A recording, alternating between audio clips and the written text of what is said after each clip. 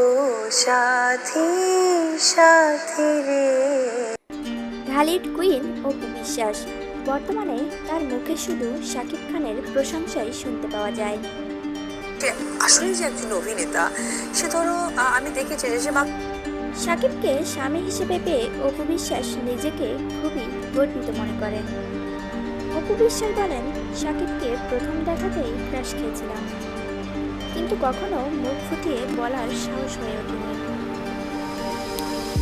মনে মনে একটা ভয় কাজ করত, কিন্তু একসময় দেখা যায় সেই আগে প্রপোজ করে বসে। মনে মনে একটা স্বপ্ন ছিল, কিন্তু সেই স্বপ্ন পূরণ হয়ে ওঠেনি। হঠাৎ এক ঝড় এসে সবকিছু তছনছ করে দিয়ে গেছে।